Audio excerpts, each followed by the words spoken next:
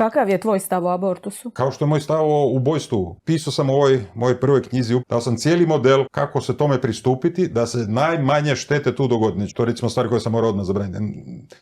Tu nema prelaznog razdoblja. Ovo je jako bitno, jer ako to je dozvoljeno, ti si onda izišao iz Božje milosti. I ovu bitku je rat gubiš o čemu govorim. Žene, djevojke za trud. Mi kao država. Želiš pobaciti. Mi ćemo ti platiti trudnoću. Financirati ako treba, zbog tih socijalnih razloga, sramoćenja, ne znam, obitelji, sela, grada. Platit ćemo ti i otići ćeš u neku kliniku, negdje u nekoj planina koja će biti posebno izolirana, gdje će biti potpuna anonimnost i sve skupa. Niko neće znati ni da si bila trudna, ni da si rodila. Platit ćemo ti sve omogućiti, kad to dijete se rodi, platit ćemo ti to dijete, ali naravno prilikom poroda, jer to je bitno kod žene, jer se dogodi kod njih promjena kad vide to dijete, to uvijek ti je opcija da promijeniš svoje mišljenje, a nećeš morati vratiti novac natrag.